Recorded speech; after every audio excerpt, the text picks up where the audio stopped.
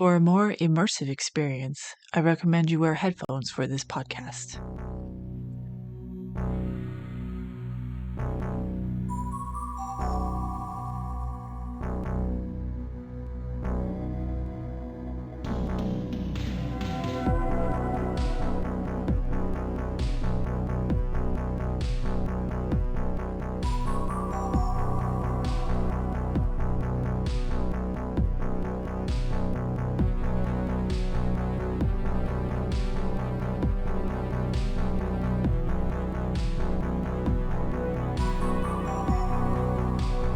Welcome to Mil-Liminal, Episode 2, The Ghost of a Memory.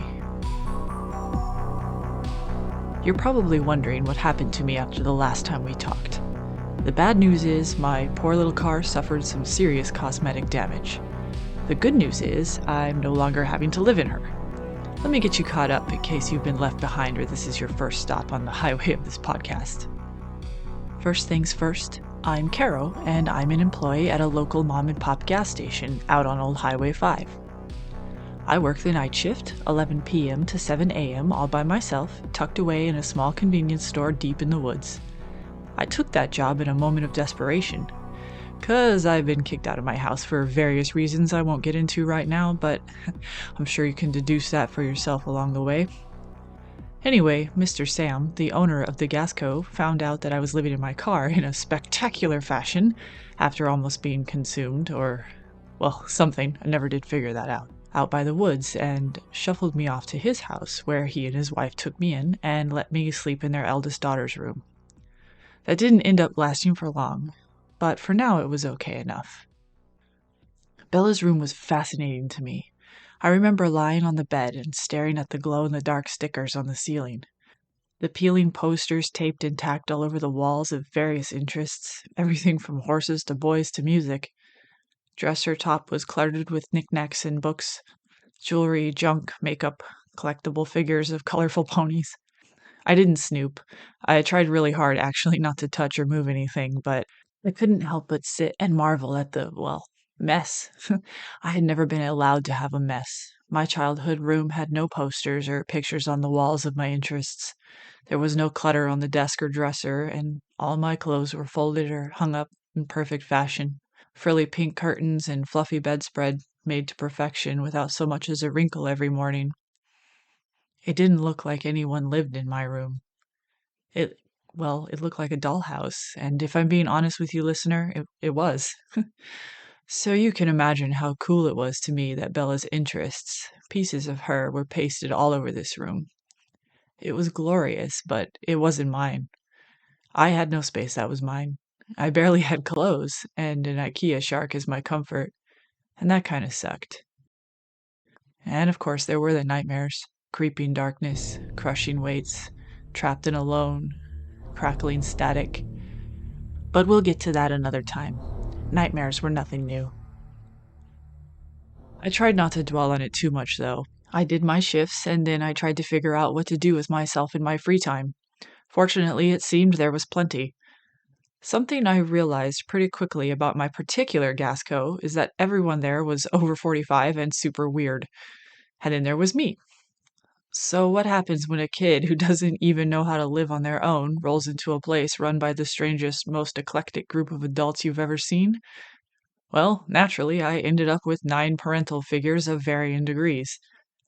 Suddenly, old Jebediah, the on-deck mechanic who lived on the property, was teaching me things every young man, lady, or whoever else should know about my car, like changing the oil and swapping a flat, changing out spark plugs, and even helping me buff out the scratches the forest caused.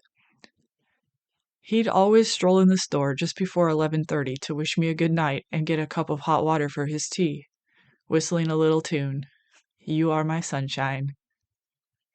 Another worker, Bev, cornered me one afternoon, offering to fix up my hair. Okay, I should admit it was a pretty shoddy job. I'd done it myself and it was growing out weird, but I was skeptical that a 60-year-old part-time clerk with old lady blue curls claimed she could help me out with that. Till she pulled out her credentials.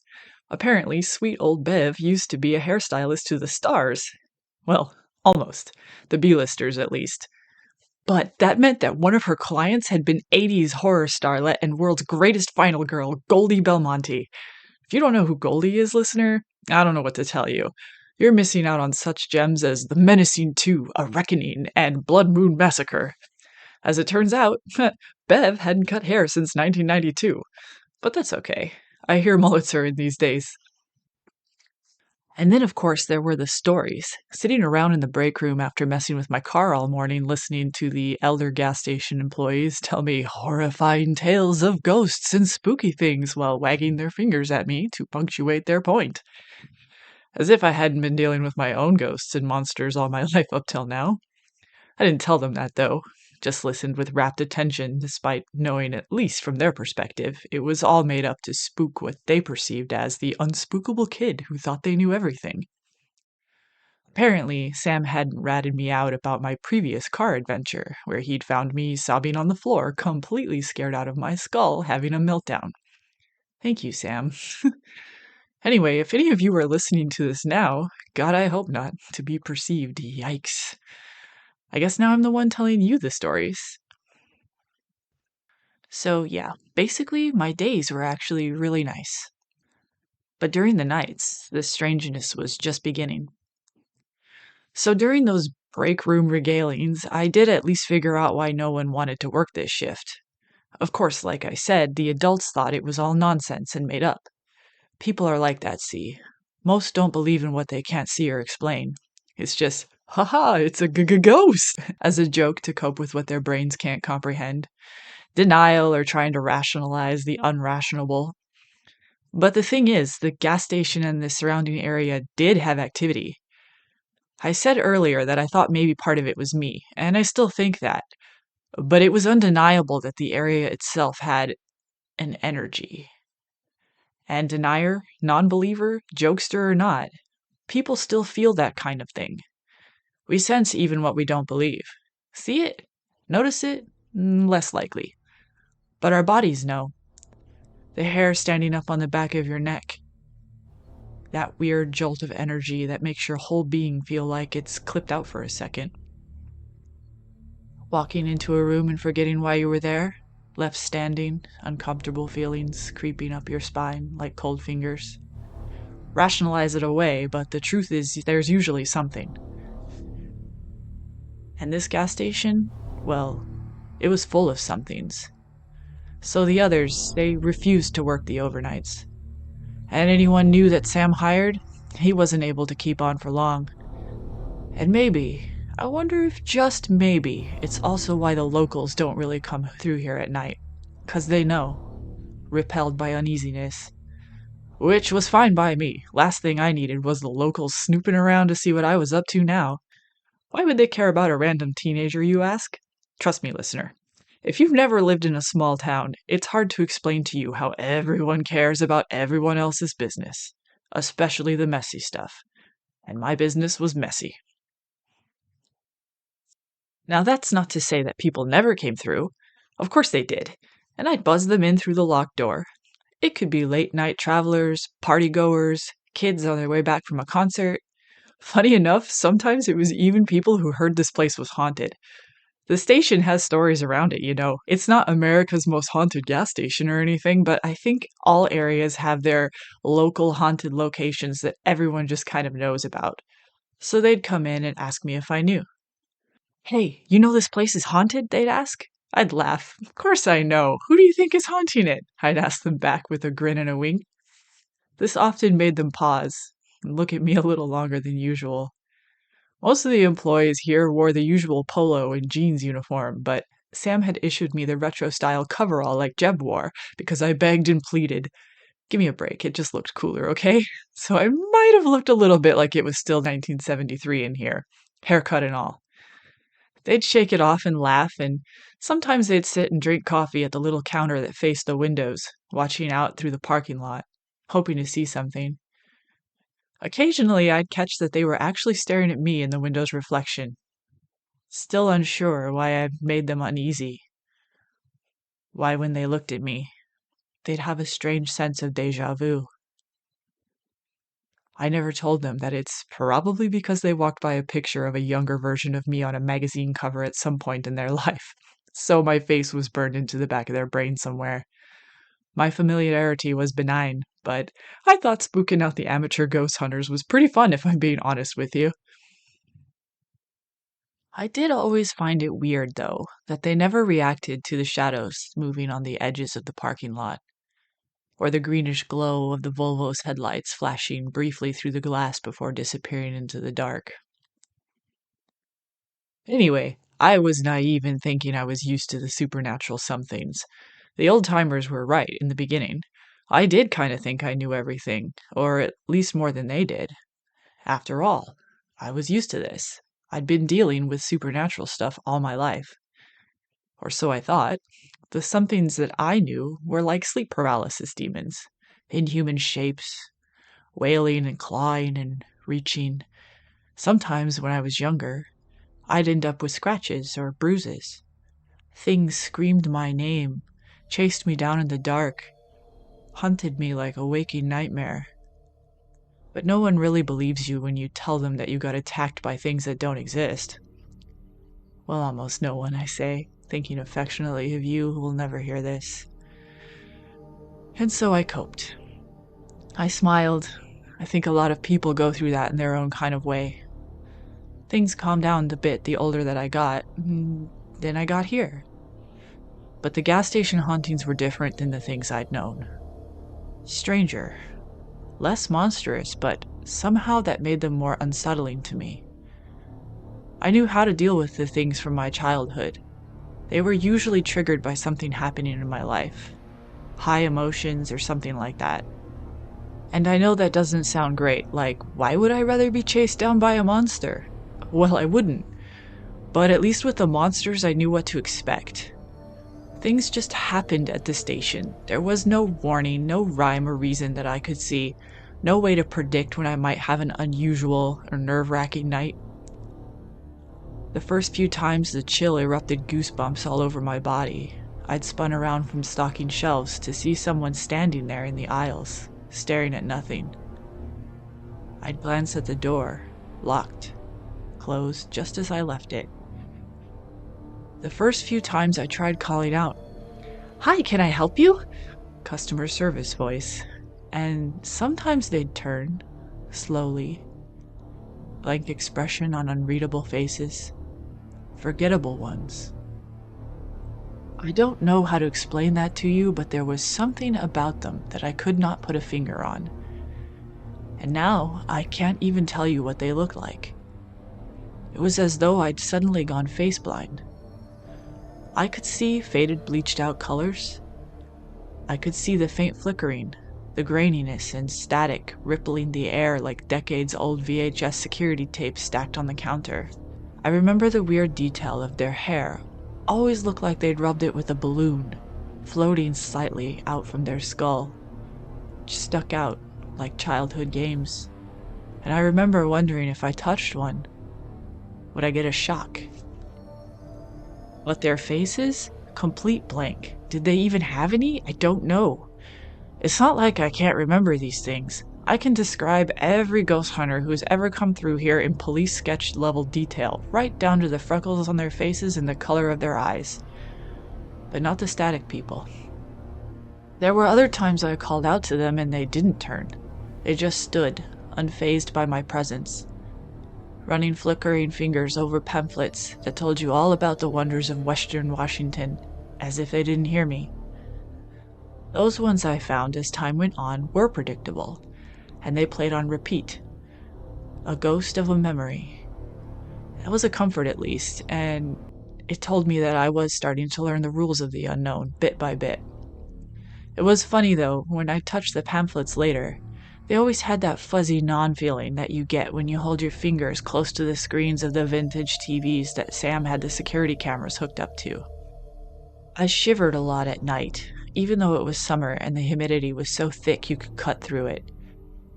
After checking and finding out that nothing was wrong with the AC, the adults pitched together and bought me a jacket more appropriate for work, and also more appropriately my size. The battle jacket that I've been wearing up till now was 5 sizes too big, and it made it really hard to do my job of unloading and stocking, since no matter how much I rolled up my sleeves, they eventually would shook out and cover my hands. The new jacket even had my work name stitched on the left breast, Caro in cursive. No one questioned why they'd come in the morning to me trying to warm up after an 80-degree night. I was very lucky that most things that were odd about me, they just went with and did their best to fix whatever the problem was. You're so little, so pale, so skinny. You need to eat more, honey. Come here and bundle up. Don't you worry. Lenora's wife made you dinner. It's in the break room fridge. Careful, honey. It's a little bit spicy. You need to spend more time in the sun. Sometimes I wondered if I could just tell them the truth.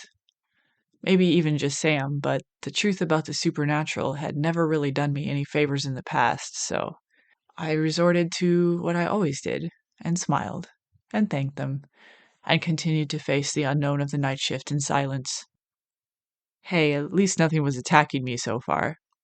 It had been a month since the incident in the woods, and a month since I'd been sleeping in Sam's daughter's bedroom and spending most of my other waking moments bouncing between the gas station and a nearby park I'd frequented in my tweens.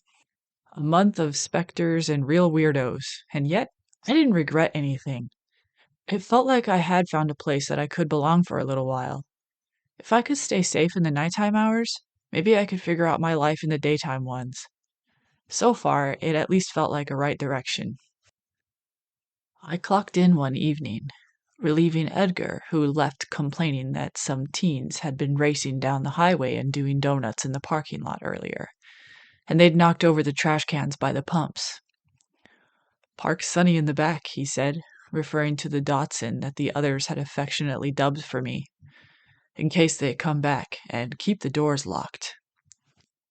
He reminded me that I didn't have to open the doors for anyone if I didn't want to, and I waved him off with a joking, "Yes, Dad, I know," smartass remark.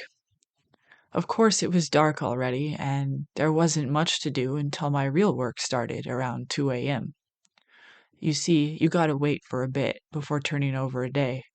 Doing it right at midnight could mess up numbers, so I usually waited until the early hours. I sat at the counter, flipping the pages of a comic book I'd found lying around and avoiding the windows. I don't like looking out front glass windows into the night. One of my biggest fears was looking up and seeing something standing there in the dark. It happened way too much already, and was still horrifying every time, so I avoided it. At 11:30 on the dot, Jeb came in, lifted his hand in greeting. I nodded, flicking the pages in my book, him whistling his little tune, neither of us saying much while he got his hot water. I pulled my jacket on and heard water hit the floor. "Don't worry about it," I called. "I'll mop it up in a bit." He nodded and left, same as always, and I continued to read my comic for another hour or so. Time stretched on, and finally headlights swung into the parking lot, pulling up and clicking off. Aha, a real person. So I went ahead and buzzed them in, watching while they browsed around, eyes wandering. One guy got a slushie and came up to the counter, expression bright. He leaned on one elbow, giving me a knowing grin and flicking a glance over me, sizing me up, and I knew what he was about to say before he even said it. "Hey, I hear this place is haunted." "Sure is," I told him, ringing him up. "Do you get scared, working here all by yourself at night?" he asked, grin widening, a certain kind of glint in his eye. I sighed on the inside. "Nope. Got an all-night mechanic on duty and a shotgun behind the counter." I matched his cocky expression with my own. I didn't take kindly to being eyeballed by some creep in the middle of the night at my job, for God's sake. He backed up a bit. "Was it y'all drag racing up the highway earlier tonight?" I asked. He grinned again. "That your Datsun in the back? Up for a race, kiddo?" he asked. I started laughing. Kiddo? Okay. Oh no, are you kidding me? I paused and glanced out the window. The Volvo's mine, I said. He looked at me, frowning, and glanced over his shoulder. Somehow, acknowledging that it was there and real made them notice it too. It had been parked there when they came in, but they didn't notice it, of course, till now. Why are the headlights on? He asked. I shrugged. Don't know. Does that sometimes. Ever since the lake. I made eye contact with him again and smiled. Hey, if it was gonna be cruising my lot on the regular, I may as well use it to my advantage. The lake? He asked, still staring at it. The headlights were struggling, flickering, greenish tinge. The car pulled out and rolled slowly and soundlessly through the lot. No one was sitting in the driver's seat. Of course not. There never was. It does that too, I said, handing him a receipt, letting my unnaturally cold fingers brush his. He jerked his hand back with a start. You okay, kiddo? I asked, and winked. His buddy leaned in. You saw that, right? He whispered loudly. His friend nodded. They both looked back at me. I was stalking cigarettes and whistling You Are My Sunshine to the ceiling. Is it safe to go out there? They asked me. Just as safe as it is staying in here, I replied.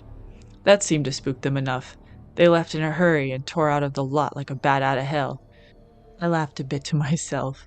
Maybe not all hauntings were so bad. That was a new feeling. I sat on the counter and texted Jeb that some creeps had come through.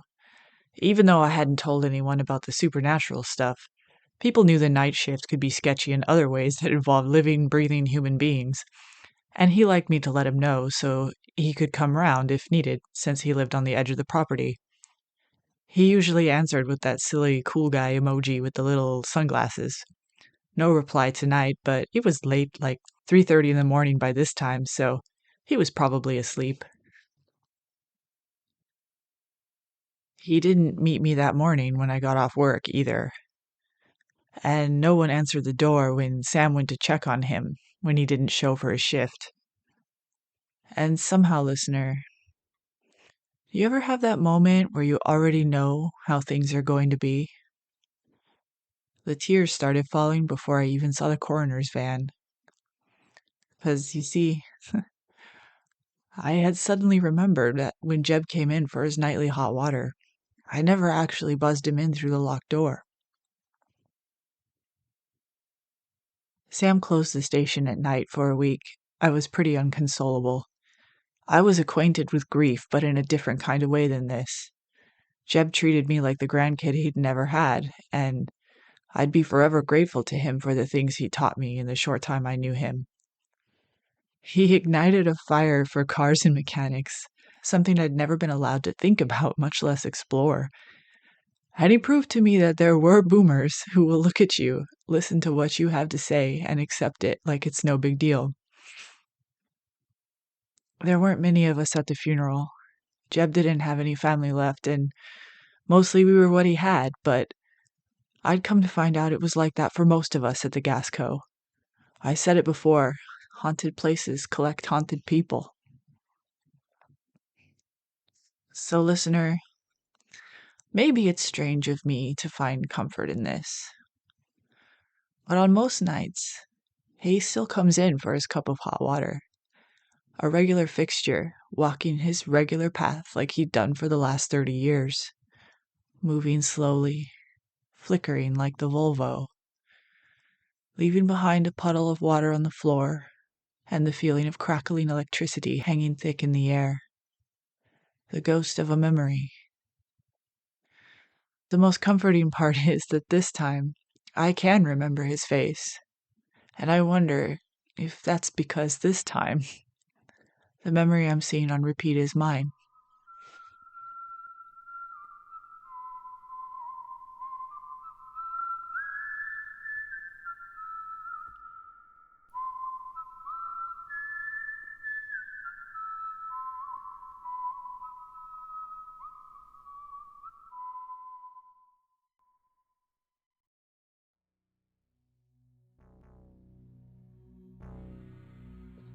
Thanks for joining me for this episode of Mil-Liminal. Be sure to follow social media or subscribe for updates. Want to know more now? This podcast is actually based on a webcomic, and you can read it right now for free on Tapas and Webtoon. Just search for Mil-Liminal, a horror romance about me, Caro, my podcast, and my desperate attempt to win a grouchy barista's heart. Or search for Seemingly Dark, a long-running supernatural comic full of ghosts, mysteries, and of course, I'm there too. Follow the creator, Raptor Jules, on Instagram or Twitter, or follow Seemingly Dark on Tumblr. Logo and music design is by SnakePixel on Twitter. You can support this podcast by joining Raptor Jules' Patreon. A special shout out and thanks to my current Patreons, and hopefully, I'll see you soon.